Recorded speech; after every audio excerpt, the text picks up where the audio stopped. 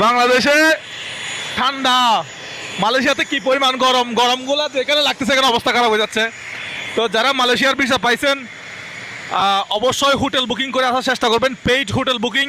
ওই সবগুলো দিনের হোটেল বুকিংটা একটু দেখতে চাই। তো আমরা এই এয়ারলাইন্সে করে যাচ্ছি, এটা হচ্ছে বাটিক এয়ার। 10,000 টাকা শুধুমাত্র লাঙ্কাউই থেকে কুয়ালালামপুর যাইতে আমাদের খরচ হচ্ছে, কারণ আমরা ভুল করছি। যে ভুলটা করছি সেটা হচ্ছে আমরা একটু অ্যাডভেঞ্চার করার জন্য এবং খরচ কমানোর জন্য, একটু দেখার জন্য ভালো করে আমরা যেটা করছি সেটা হচ্ছে বাসে আসছি। বাসে আসতে আমাদের অনেক টাকা খরচ হয়ে গেছে, 65 টাকা বাসে, এরপরে আবার ফেরিতে 35 টাকা। তো সব মিলিয়ে একেবারে হতবরল অবস্থা। আর যদি আপনি বিমানে আসেন তাহলে কুয়ালালামপুর থেকে মাত্র বাংলাদেশি টাকায় 2,500, 5,000 হলে আপনি রাউন্ড ট্রিপ কেটে ফেলতে পারবেন। 2-4 দিন আগে কাটার চেষ্টা করবেন।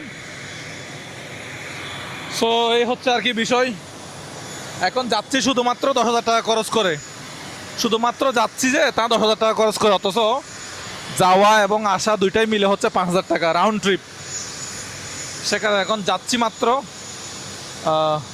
10,000 টাকা খরচ করে, কারণ কালকে আমাদের বাংলাদেশে ফ্লাইট আছে কালকে সকালে। এখন যদি আমরা বাসে যাই তাহলে অনেক অবস্থা খারাপ হয়ে যাবে। বাসে অনেক লম্বা জার্নি, ফেরি আছে, ফেরি কখন ছাড়ে না ছাড়ে কোনো বিশ্বাস নাই। এই হচ্ছে অবস্থা। তো যেটা স্পেশালি বলার সেটা হচ্ছে লাঙ্কাউই আসলে অবশ্যই এয়ারে আসবেন এবং এয়ারের টিকিটটা হচ্ছে 2-3 দিন আগে কাটার চেষ্টা করবেন। 2-3 দিন আগে কাটলে মোটামুটি 200-250 টাকা করে, 200 টাকার আশেপাশে করে পার পার্সন আসা যাওয়া হয়ে যাবে।